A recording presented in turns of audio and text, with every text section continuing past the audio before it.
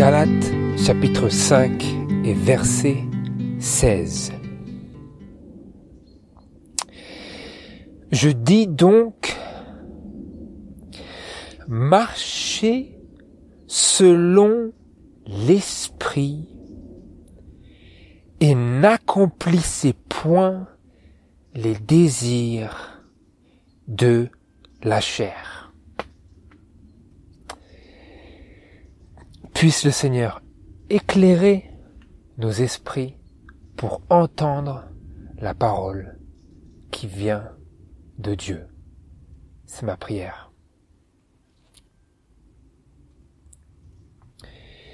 Bonjour à tous frères et sœurs. Aujourd'hui, j'aimerais que on contemple un sujet qui vient directement à la suite de ce que nous avions médité la dernière fois. Nous avons vu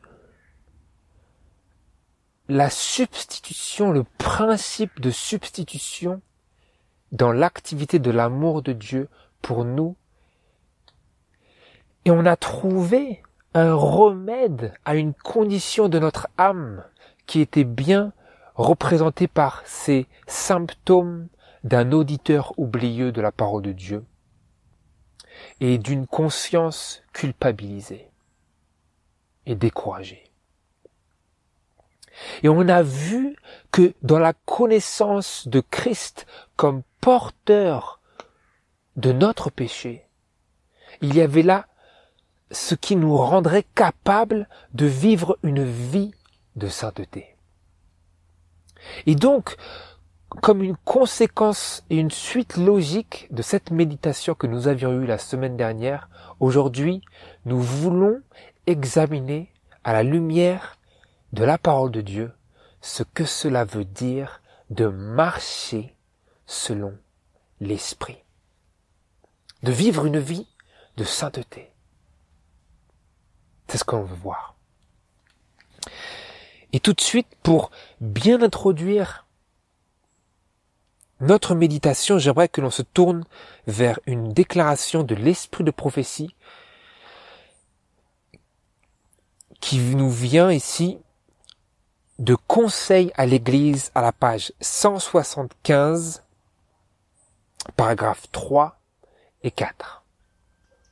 Conseil à l'Église, page 175, paragraphe 3, où il est écrit ceci.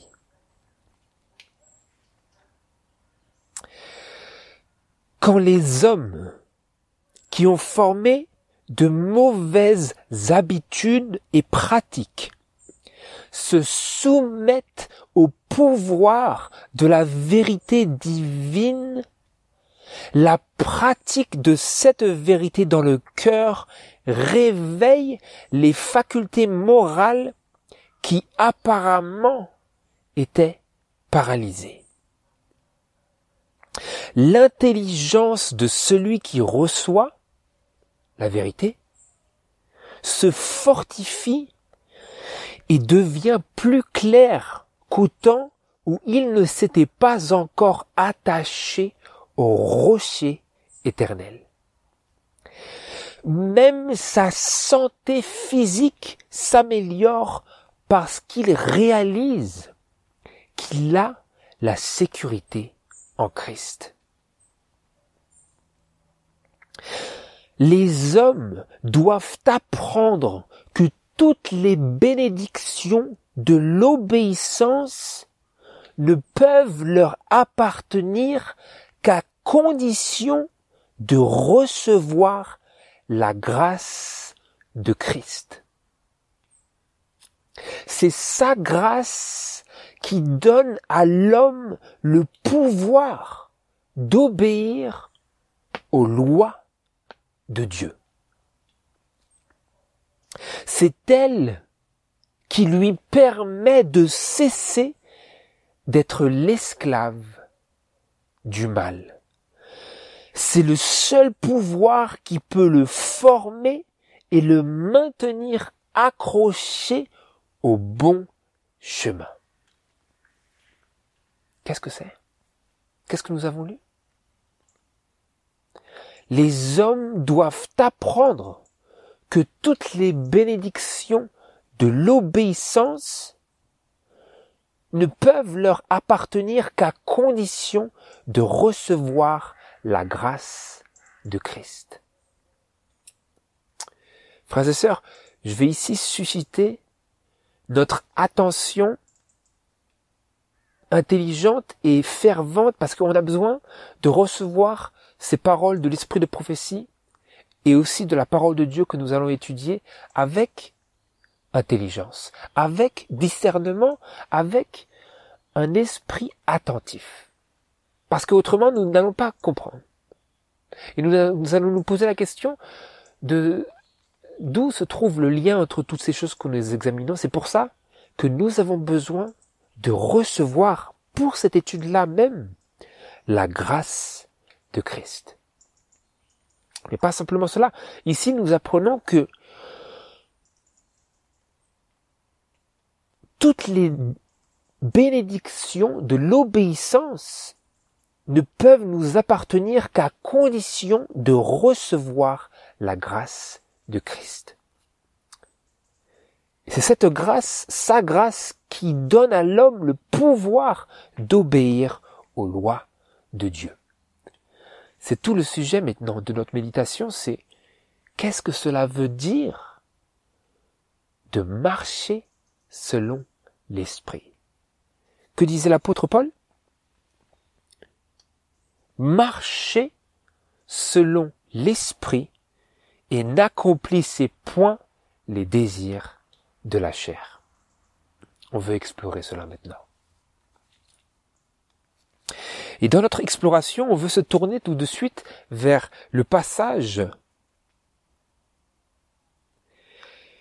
d'Éphésiens, chapitre 4, versets 17 à 19 pour commencer. Ce qu'on veut faire, c'est explorer l'enseignement de la parole de Dieu sur la vie que nous sommes appelés à vivre en Christ et par la puissance de sa grâce. Ce sont des belles expressions, n'est-ce pas? Nous les entendons souvent exprimées, même souvent avec grande ferveur dans les milieux chrétiens, mais ce que l'on veut faire aujourd'hui, frères et sœurs, c'est lire et comprendre pour que l'on puisse faire ce que Dieu nous demande en toute réalité. C'est ça qui nous intéresse tout particulièrement maintenant. Éphésiens chapitre 4 et verset 17. Parce que ce que j'aimerais que l'on fasse ici, c'est que l'on mette les choses en contraste. Pas simplement que l'on dise voici ce que cela veut dire de marcher selon l'esprit, mais à l'opposé, à la différence de ce que cela veut dire de ne pas marcher selon l'esprit. On a besoin de faire cette distinction, parce que souvent, nous voyons aujourd'hui que nous parlons de manière positive, ce qui est essentiel. Mais si nous n'avons pas défini, tracé les traits de ce qui représente une vie qui n'est pas selon l'esprit, mais qui est selon la chair, eh bien, nous sommes en danger de sombrer dans ces convoitises de la chair, dans lesquelles nous sommes appelés à ne pas sombrer. Éphésiens chapitre 4 et verset 17. Donc voilà, maintenant, ce que nous sommes appelés à ne pas faire. Lisez avec moi. Voici donc ce que je dis et que j'atteste de la part du Seigneur. Ne vous conduisez plus comme le reste des gentils qui suivent la vanité de leur esprit.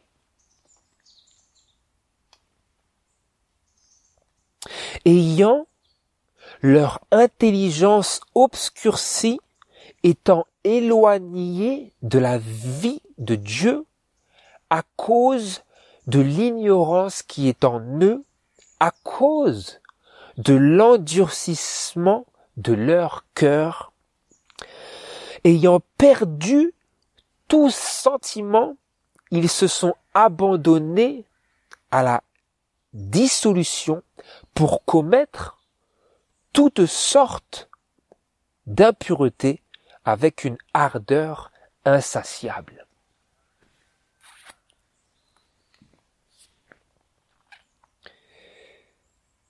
Voilà comment se conduisent les gentils.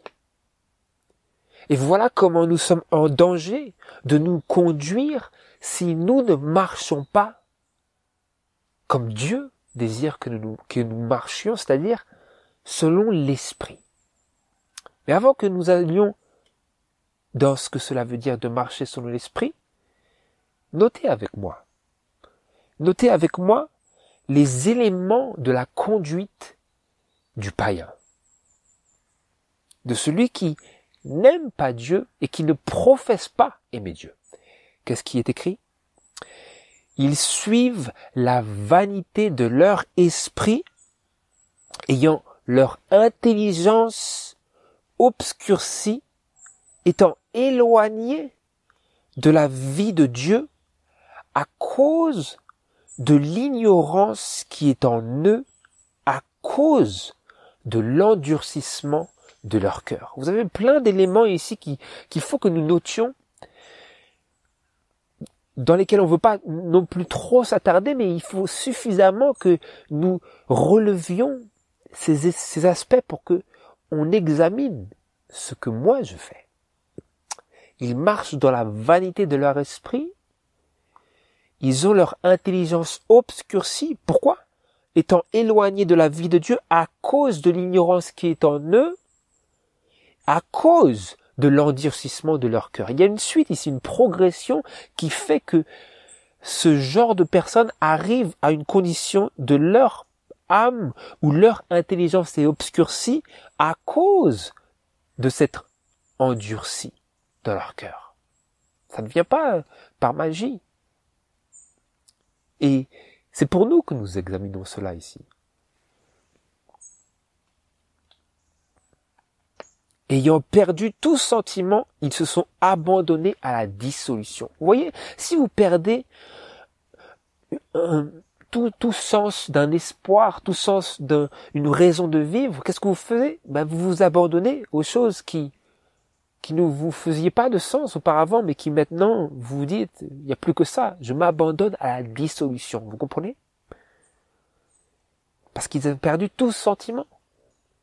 Sentiment d'amour pour Dieu, sentiment d'amour pour l'homme, quoi que ce soit. Tout sentiment s'est passé par la fenêtre.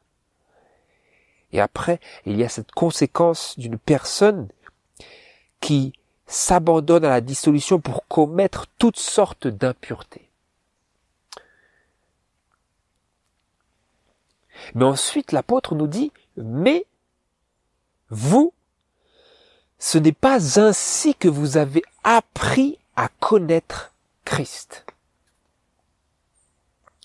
Au moins, si vous l'avez écouté et si, selon la vérité qui est en Jésus, vous avez été instruit en lui à vous dépouiller pour ce qui est de votre conduite précédente du vieil homme qui se corrompt par les convoitises trompeuses et que vous soyez renouvelés dans l'esprit de votre entendement et à vous revêtir du nouvel homme créé à l'image de Dieu dans la justice et la sainteté de la vérité. Et maintenant, allez avec moi dans Éphésiens chapitre 2. Éphésiens chapitre 2, versets 1 à 3, pour commencer. Et vous étiez morts dans vos fautes et dans vos péchés.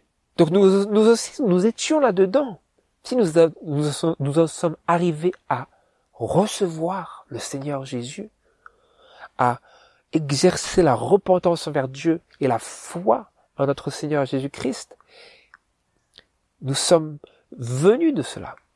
Vous aussi, vous étiez morts dans vos fautes et dans vos péchés, dans lesquels vous avez marché autrefois, selon le train de ce monde, selon le prince de la puissance de l'air, de cet esprit qui agit maintenant dans les fils de la rébellion, parmi lesquels nous vivions tous autrefois, selon les convoitises de notre chair, accomplissant les désirs de la chair et de nos pensées, et nous étions par nature des enfants de colère comme les autres. Mais Dieu, qui est riche en miséricorde à cause de la grande charité dont il nous a aimés, du grand amour dont il nous a aimés, lorsque nous étions morts dans nos fautes, nous a rendus à la vie ensemble en Christ. C'est par grâce que vous êtes sauvés.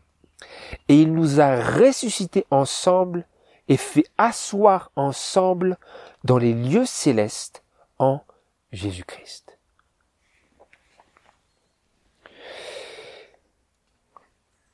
Et donc vous voyez maintenant le même principe vis-à-vis de ces détails de notre conduite précédente. Qu'est-ce que vous avez relevé? Ici, c'est très précis. Notez la vie que nous menions auparavant. Par quoi est-ce qu'elle est décrite ici? Accomplissant les désirs de la chair et de nos pensées. Donc, c'est-à-dire que nous n'avions pas de difficultés, nous n'avions pas de contradiction intérieure. Parce que nous accomplissions les désirs de la chair et de nos pensées, ces deux choses étaient en parfaite harmonie, en faveur du péché. Mais après, il nous explique que si nous avons reçu par la foi vivante le Seigneur Jésus-Christ et à travers la repentance, Dieu nous a ressuscités, il nous a rendus à la vie. Alors que nous étions morts dans nos fautes, il nous a rendus à la vie ensemble en Christ par la grâce. Parce que nous avons reçu l'Esprit. Et tout ce que cela implique dans la conversion.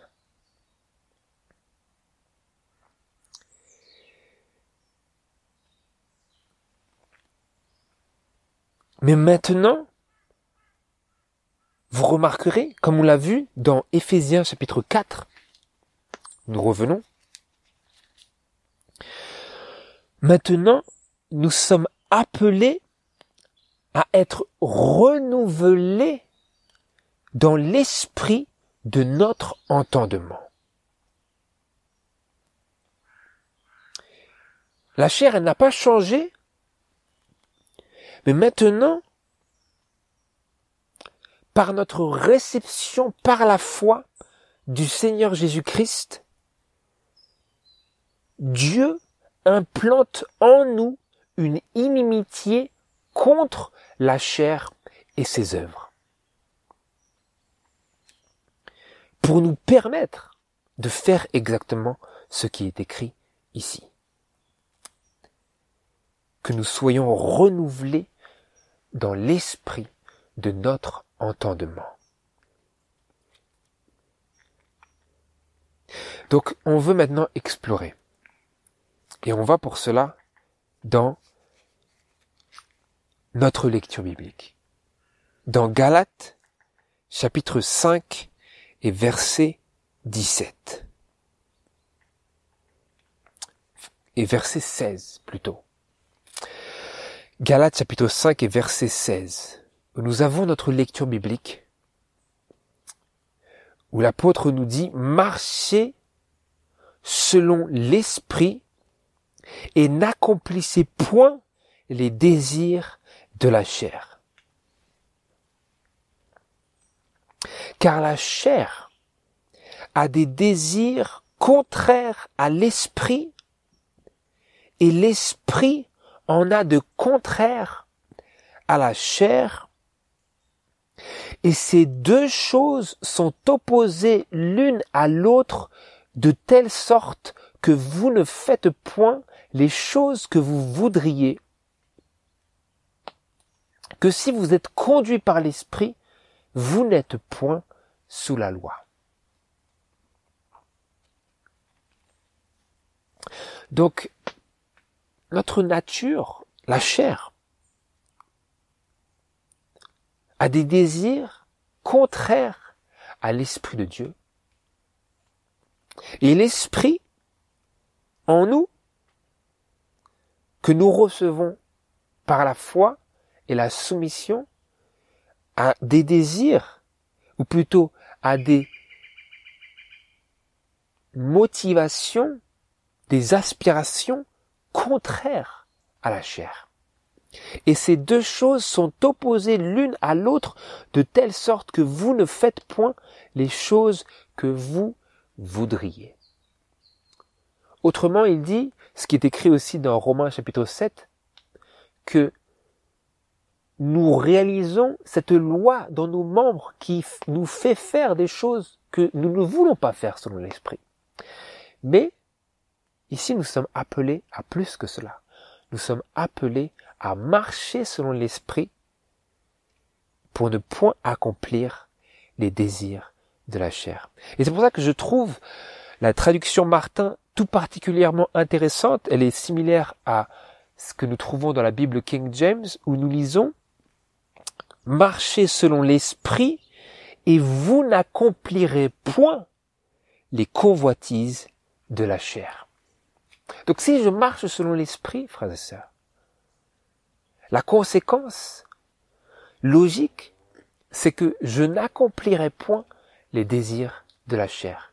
Si j'ai un bon discernement, comme nous cherchons ici à l'obtenir, de ce que cela veut dire de marcher selon l'Esprit, et de ce que cela veut dire de satisfaire les désirs et les convoitises de la chair, et que je choisis de marcher selon l'Esprit,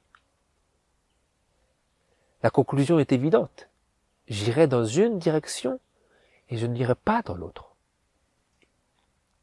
Mais ça ne suffit pas ici. Ça ne suffit pas parce que aujourd'hui même nous explorons ces choses et ces choses sont explorées, ces choses sont expliquées.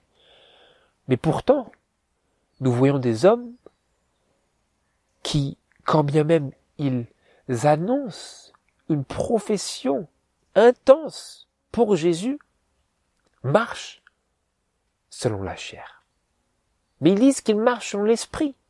Mais étant donné que nous ne recevons pas une explication claire, venant droit de la parole de Dieu pour notre application personnelle, eh bien nous nous retrouvons à faire les choses que nous déclarons ne pas faire, ou que nous déclarons ne pas vouloir faire. C'est pour cela que c'est indispensable pour nous de voir que dit l'Éternel. Il nous faut un « ainsi dit l'Éternel » auquel nous pouvons nous accrocher, pas un « ainsi dit mon imagination », pas un « ainsi dit ma supposition. Vous comprenez? Et on continue, toujours dans Galates chapitre 5, verset 19. Mais non, l'apôtre Paul, il n'y va pas par 4 chemins, il fait la liste des œuvres de la chair. Comment nous pouvons distinguer si ce que je fais c'est de la chair ou si ce que je fais c'est de l'esprit? Or, les œuvres de la chair sont manifestes. Ce sont l'adultère, la fornication, l'impureté, la dissolution, l'idolâtrie, les enchantements, les inimitiés, les querelles, les jalousies, les animosités, les disputes, les divisions, les sectes, les envies, les meurtres, les ivrogneries, les débauches, les choses semblables. La liste, elle est trop longue. L'apôtre, il dit, il faut que vous étudiez votre bon raisonnement là, parce que je peux pas, il y a trop de choses, quoi. Mais, il a quand même tracé une liste exhaustive qui peut comprendre les autres petites choses semblables. Je vous dis d'avance, continue-t-il, comme je vous l'ai déjà dit, que ceux qui commettent de telles choses n'hériteront point le royaume de Dieu. Donc c'est clair. Ceux qui font ces choses n'hériteront point le royaume de Dieu. Mais, au verset 22, on continue, mais le fruit de l'esprit est l'amour, la joie, la paix, la patience, la bonté, l'amour du bien, la fidélité, la douceur, la tempérance. La loi n'est point contre ces choses. Et ensuite, verset 24, or ceux qui appartiennent à Christ ont crucifié la chair avec ses passions et ses convoitises. Si nous vivons par l'esprit, marchons aussi par l'esprit. Ne recherchons point la vaine gloire en nous provoquant les uns les autres et en nous portant envie les uns aux autres. Est-ce que vous avez noté ici? Qu'est-ce que ça veut dire vraiment marcher selon l'esprit? C'est crucifier la chair avec ses passions et ses convoitises. Donc, si je veux marcher selon l'esprit, qu'est-ce que je vais avoir à faire maintenant? Si je veux satisfaire, si je veux être approuvé de Dieu, qu'est-ce qu'il va me falloir faire? Faire exactement ce qui est écrit ici. Ceux qui appartiennent à Christ ont crucifié la chair avec ses passions et ses convoitises. Je veux le sens de mon appartenance à Jésus-Christ. Je veux le sens d'être reçu par lui. Et il me reçoit si je viens à lui par la foi et lui demande pardon pour mes péchés. Mais je veux avoir le sens, le sentiment de lui appartenir de jour en jour et d'heure en heure et de moment en moment. Et comment puis-je avoir cela? En crucifiant la chair avec ses passions et ses convoitises. Et vous voyez, il n'y a pas de miracle. Aujourd'hui, nous voulons un miracle. Nous disons, le Seigneur Jésus te bénit, la grâce de Dieu. Mais après, lorsqu'il nous faudrait entendre un ainsi dit l'Éternel vis-à-vis de notre devoir de renoncer à l'impiété, de renoncer aux convoitises de la chair, de crucifier la chair, là, c'est le silence. C'est pour ça que nous méditons aujourd'hui la parole de Dieu pour réfléchir attentivement à qu'est-ce que Dieu veut de moi. Qu'est-ce que Dieu veut de moi? Vous vous souvenez qu'est-ce que l'apôtre Paul a dit lorsque le Seigneur Jésus lui est apparu sur le chemin vers Damas?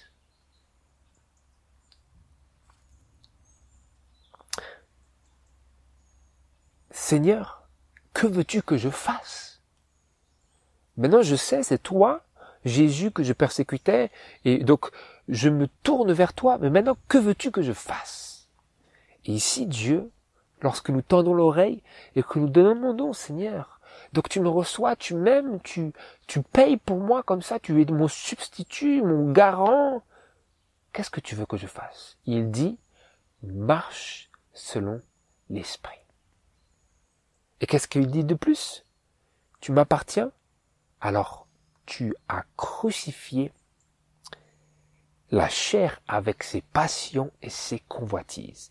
Et le diable va s'assurer de bien pointer le doigt, de bien vous piquer sur vos passions et vos convoitises. Mais non, il faut crucifier la chair. L'apôtre Paul disait, je meurs chaque jour. Il disait pas, je meurs une fois l'an, une fois quand ça m'arrange. Non, chaque jour, quand j'ai envie, quand j'ai pas envie, il faut que je meure parce que je veux appartenir à Jésus. Marcher selon l'esprit. On continue.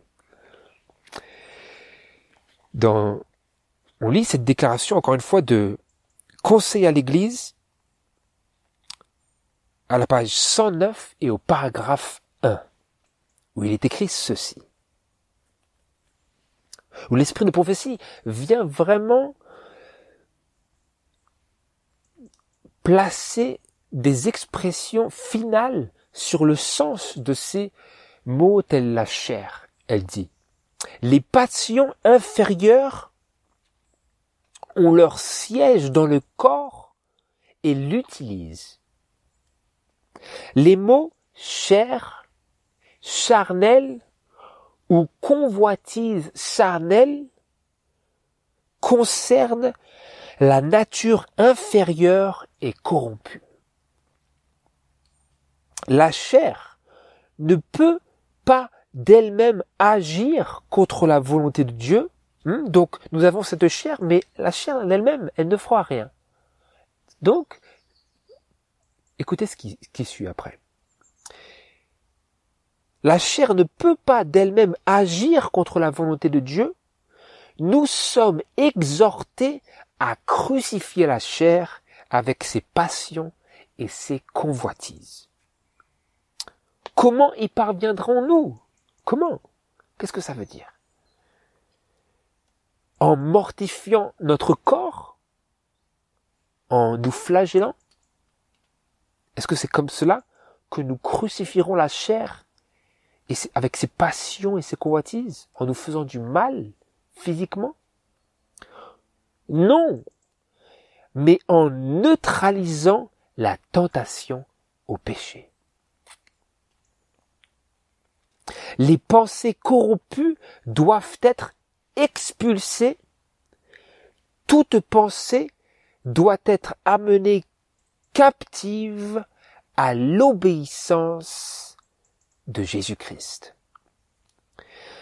Toutes les propensions animales doivent être assujetties aux facultés supérieures de l'âme. L'amour de Dieu doit régner en maître. Christ doit occuper le trône en souverain absolu. Nos corps doivent être considérés comme sa propriété qu'il a rachetée. Les membres du corps doivent devenir des instruments de justice. Elle est directement en train de faire allusion à ce passage de Romains, je crois que c'est Romains chapitre 6. Nous étions autrefois, nous utilisions nos corps comme des instruments de quoi? De péché, d'iniquité. Nous étions les serviteurs du péché, comme l'apôtre Paul nous dit, les esclaves. Nous faisions ce que le péché demande. Comme ces gentils dont nous avions lu la description de leur conduite. Et l'apôtre nous dit, ça c'était votre conduite précédente. Vous devez maintenant vous dépouiller de cette conduite précédente, de marcher dans la vanité de votre esprit, de vous abandonner à toute dissolution. Marchez selon l'esprit de Dieu, pas selon la chair. Les membres du corps doivent devenir des instruments de justice.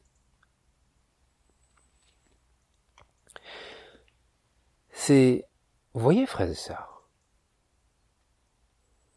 il y a quelque chose de vraiment profond là-dedans, parce que si vous allez brièvement avec moi, je voulais qu'on lise ça avant, plutôt après, mais on va le lire maintenant. On va juste nous y référer brièvement et voir ce qui est écrit. Dans Romains chapitre 6, verset 19, il dit, je parle suivant l'usage des hommes. à cause de l'infirmité de votre chair. En effet, de même que vous avez livré vos membres pour servir à l'impureté et à l'injustice, pour l'iniquité, aussi livrez-les maintenant comme esclaves à la justice pour la sainteté. Car lorsque vous étiez esclaves du péché, vous étiez libres à l'égard de la justice. Quel fruit retiriez-vous donc alors des choses dont vous avez honte présentement? Car leur fin est la mort. Mais maintenant, affranchis du péché et esclaves de Dieu, vous en retirez pour fruit la sainteté et pour fin la vie éternelle. Maintenant, nous avons honte, nous aurions honte de ces choses que nous faisions avant. Et donc il dit, vous avez honte de ces choses maintenant? Eh bien, dans ce cas, de la même manière que vous étiez esclaves du péché et que vous étiez libres à l'égard de la justice, maintenant, soyez les esclaves de la justice pour la sainteté. Et libres à l'égard du péché. Libres. On va y revenir. C'était juste une parenthèse pour ne pas abandonner cette pensée que Dieu nous appelle à offrir nos corps comme des offrandes acceptables à lui, sur l'autel de notre adoration à Dieu. Et je continue maintenant, encore une fois, dans une déclaration de l'esprit de prophétie qui se trouve dans le livre en anglais Sermons and Talks, volume 1, à la page 271 et au paragraphe 2, où il est écrit ceci.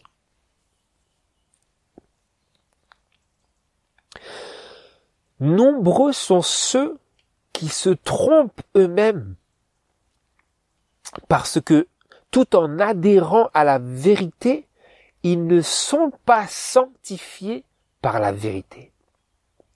Pour avoir une juste expérience religieuse, il est essentiel que nous ayons non seulement une conception intelligente de la théorie de la vérité, mais un cœur et un esprit formés.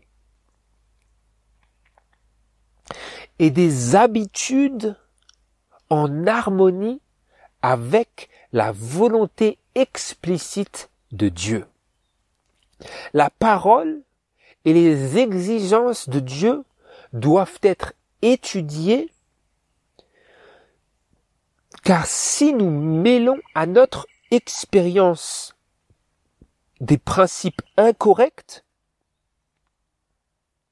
nous nourrirons de fausses idées sur ce qui constitue un chrétien et nous ne pourrons obéir à la voix de Dieu. Nous ne pouvons pas discerner spirituellement le caractère de Dieu, ni accepter Jésus-Christ par la foi, à moins que notre vie et notre caractère soient marqués par la pureté, à moins que nous ne détruisions les raisonnements et toute hauteur qui s'élève contre la connaissance de Dieu et que nous amenions toute pensée captive à l'obéissance de Christ. Qu'est-ce que nous avons lu? On ne peut pas discerner spirituellement le caractère de Dieu, qui est amour, ni accepter Jésus-Christ par la foi en réalité, à moins que notre vie et notre caractère soient marqués par la pureté. C'est très important ça. J'aimerais qu'on s'attarde vraiment sur ça.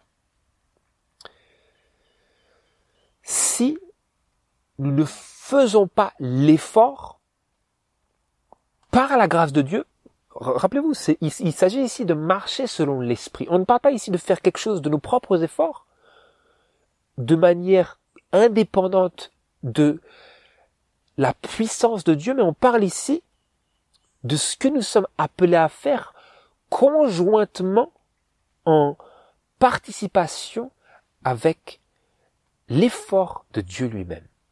Qu'est-ce que c'est?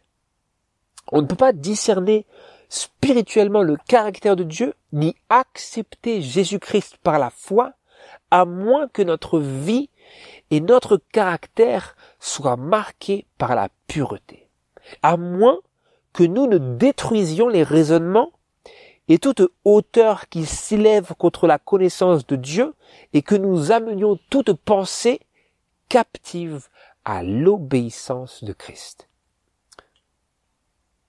Ça veut dire que si je veux vraiment voir Dieu et connaître Dieu, comme l'apôtre Jean le disait dans son épître, pour ne pas pécher, si je veux le voir comme ça, le connaître comme cela, de manière constante et permanente, ça ne sera pas possible si je ne mène pas une vie de pureté et que je ne m'efforce pas de crucifier la chair avec ses passions et ses convoitises, si je ne détruis pas les raisonnements dans mon esprit qui s'élèvent contre ma connaissance de Dieu. Ça veut dire que vous avez des raisonnements de la chair qui viennent comme ça et qui disent « Oh, moi je veux prendre la place, maintenant tu vas penser à moi. » Tu vas penser à moi, tu vas te concentrer sur moi, tu vas placer tes affections sur moi. Nous sommes appelés à détruire ces raisonnements. Ou comme c'est écrit en anglais, à abattre tous ces raisonnements, à les renverser. À les renverser comment? À amener toute pensée captive à l'obéissance de Christ. Donc si c'est une pensée qui ne veut pas être captive, eh ben tu pars. Vous comprenez? Mais si c'est une pensée qui fait partie de l'esprit, eh bien, tout va bien. Elle sera dans le contexte de l'amour de Dieu dans mon âme. Mais si c'est une pensée qui n'est pas de l'esprit, je fais quoi? Je la renverse. Vous voyez? Mais comment je fais cela? Parce que je prends part à quelque chose qui a déjà été fait. C'est ça, c'est très très important que nous saisissions vraiment qu'est-ce qui se passe lorsque nous nous engageons sur cette voie où nous nous efforçons de renverser ces raisonnements, où nous crucifions la chair avec ses passions et ses convoitises. D'où cela vient et où cela se passe et avec qui? Avec qui?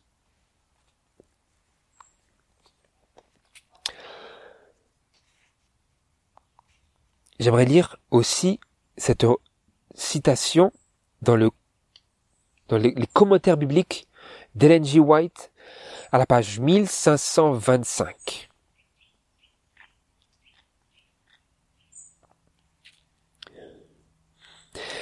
Tout n'est pas rose dans la vie du chrétien. De durs conflits se présentent. Des tentations sévères l'assaillent. La chair a des désirs contraires à l'esprit et l'esprit en a de contraires à la chair. Plus nous approchons la fin de l'histoire de cette terre, plus les attaques de l'ennemi seront trompeuses et insidieuses. Ces attaques se feront plus violentes et plus fréquentes. Ceux qui s'opposent à la lumière et à la vérité deviendront plus endurcis et insensibles, et plus implacables contre ceux qui aiment Dieu et qui gardent ses commandements. Donc est-ce que cela va s'adoucir un peu? Est-ce que cela va s'amoindrir? Est-ce que cela va se calmer? Non. ça ne va pas se calmer. Ça ne va pas se calmer, frères et sœurs. L'esprit de prophétie, le témoignage de Jésus nous dit, plus nous approchons la fin de l'histoire de cette terre, plus les attaques de l'ennemi seront trompeuses et plus elles seront insidieuses. Ces attaques se feront plus violentes et plus fréquentes. Et si ces attaques ne se font pas par une persécution physique et violente dans le sens commun, comment se feront-elles? Elles se feront par d'autres moyens. Il a d'autres moyens. Et un de ces moyens, frères et sœurs, ce sont les anciennes habitudes ou les anciennes connaissances, ou les présentes connaissances si elles ne sont pas devenues anciennes, ou les membres de famille. Et toutes ces choses sont tout à fait liées à notre appel à marcher selon l'esprit et à crucifier la chair avec ses passions et ses convoitises. Tout n'est pas rose dans la vie du chrétien. Tout n'est pas rose, mais nous pouvons marcher selon l'esprit.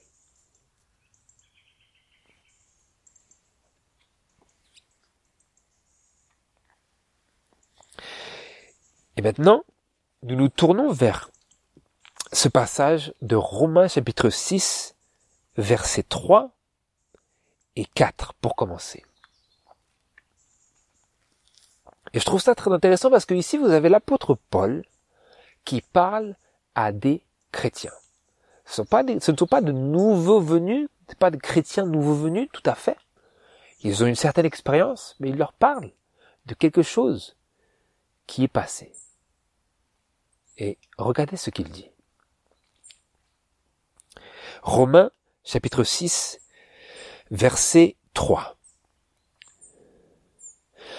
Ne savez-vous pas que nous tous qui avons été baptisés en Jésus-Christ, nous avons été baptisés en sa mort? Nous avons donc été ensevelis avec lui par le baptême en sa mort, afin que, comme Christ est ressuscité des morts par la gloire du Père, de même nous marchions, nous aussi, dans une vie nouvelle.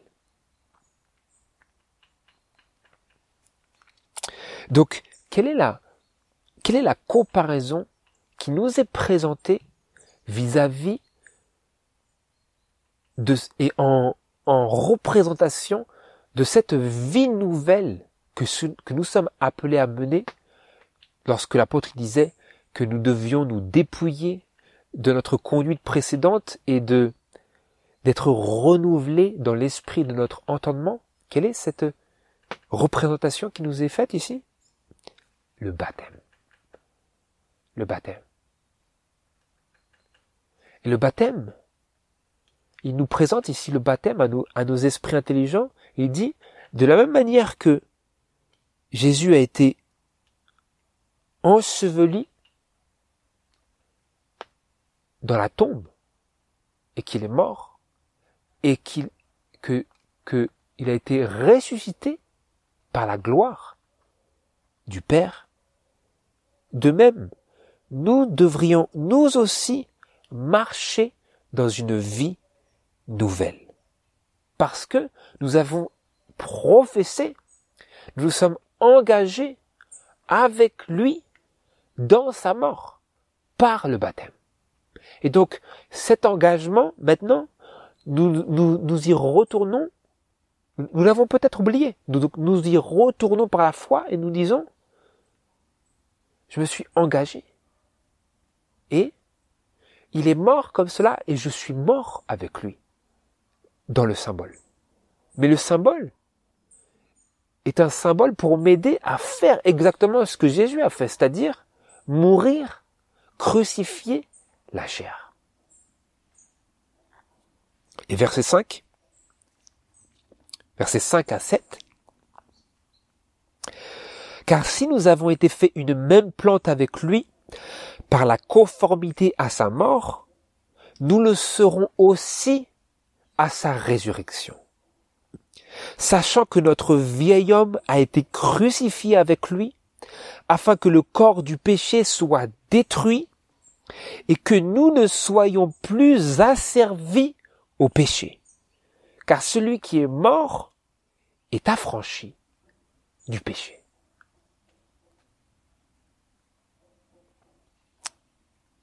Vous voyez ici, le Seigneur essaie de nous faire comprendre de quoi il s'agit vraiment.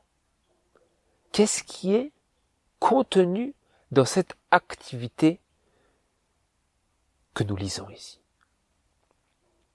Si nous nous sommes conformés à sa mort par le baptême,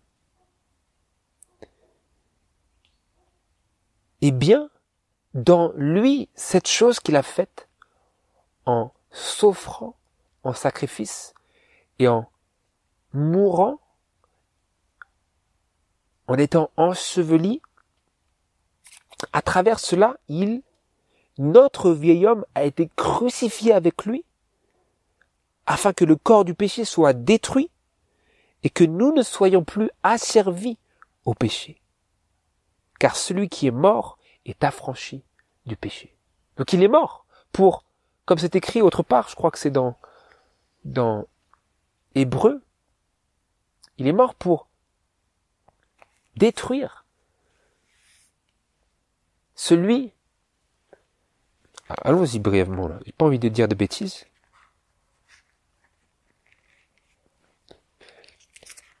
Dans Hébreux, chapitre 2, verset 14. Puisse donc que les enfants participent de la chair et du sang, il en a aussi d'eux-mêmes participé, afin que par la mort, il détruisit celui qui avait la puissance de la mort, c'est-à-dire le diable, et qu'il délivra tous ceux qui par la crainte de la mort étaient toute leur vie assujettis à la servitude. Donc il a fait cela pour nous délivrer qui étions assujettis à la servitude et qui étions quoi aussi? Esclaves du péché. Donc en lui, nous savons que notre vieil homme a été crucifié afin que le corps du péché soit détruit et que nous ne soyons plus asservis au péché. Car celui qui est mort est affranchi du péché. Et donc il continue au verset 11, « Vous aussi donc, considérez-vous comme morts au péché, mais vivant à Dieu en Jésus-Christ, notre Seigneur. » Donc c'est là que c'est important que vraiment on puisse cimenter la compréhension personnelle de ces choses ici. Lorsque le péché va revenir à vous et moi, à la lumière de cette méditation essentielle, qu'est-ce que nous pouvons faire? Il dit, considérez-vous comme morts au péché. Mort pourquoi? Parce que j'ai été baptisé avec lui dans sa mort.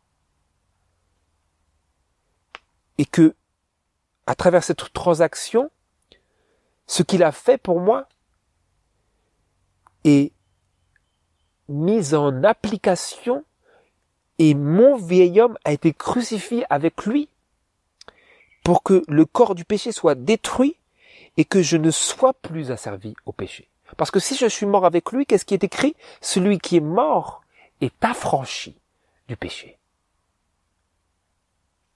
Affranchi.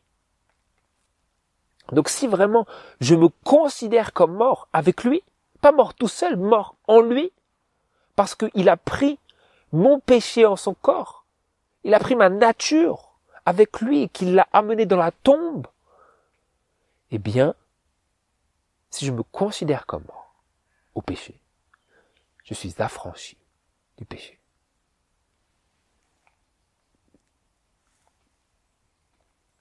Donc il dit que le péché ne règne donc point dans votre corps mortel pour lui obéir en ses convoitises. Qui règne maintenant? Qui règne? Nous avons lu juste avant, il faut que, j'y reviens, c'était dans Conseil à l'Église, page 109 et paragraphe 1,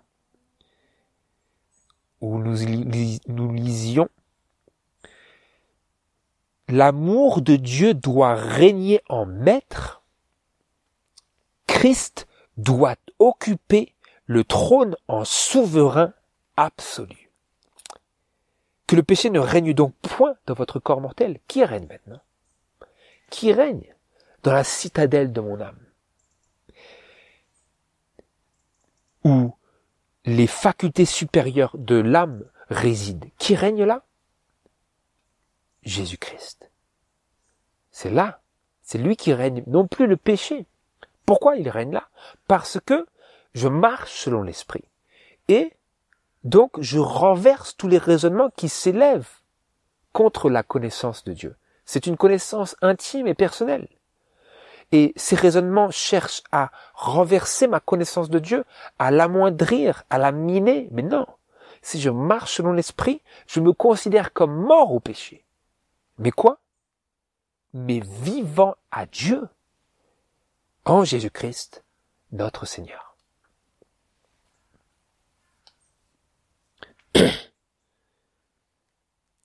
Verset 13, « Ne livrez point vos membres au péché pour être des instruments d'iniquité, mais donnez-vous à Dieu comme de morts étant devenus vivants et consacrez vos membres à Dieu pour être des instruments de justice. Car le péché ne dominera pas sur vous parce que vous n'êtes point sous la loi, mais sous la grâce. » Nous ne sommes pas sous la condamnation de la loi, mais nous sommes sous la grâce, c'est-à-dire que nous marchons selon l'esprit et nous avons le sentiment d'être approuvés de Dieu parce que nous pratiquons les œuvres que Jésus lui-même a pratiquées. Et ça nous amène tout de suite vers le passage de Romains par lequel nous allons terminer. Romains chapitre 8 et verset 1, où il est écrit ceci. Il n'y a donc maintenant aucune condamnation pour ceux qui sont en Jésus-Christ, qui marchent non selon la chair, mais selon l'esprit. Parce que la loi de l'esprit de vie, qui est en Jésus-Christ, m'a affranchi de la loi du péché et de la mort. Car ce qui était impossible à la loi, parce qu'elle était affaiblie par la chair, Dieu l'a fait, envoyant son propre Fils dans une chair semblable à celle du péché, et pour le péché, il a condamné le péché dans la chair, afin que la justice de la loi fût accomplie en nous qui marchons non selon l'esprit, qui marchons non selon la chair, mais selon l'esprit.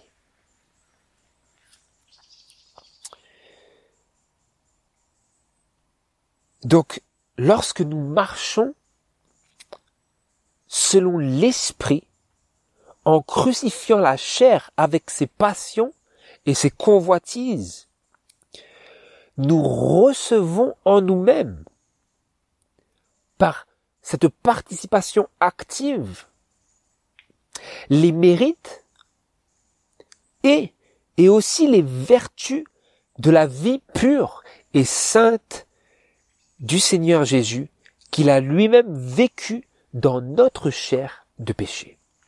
De telle sorte que ce qui était impossible à la loi, parce que nous ne pouvions pas à cause de notre chair affaiblie de péché, Dieu l'a fait en envoyant Jésus dans notre chair de péché, et il a condamné le péché dans la chair, rendant possible le fait que nous puissions pratiquer et vivre la loi de Dieu, les 10 commandements.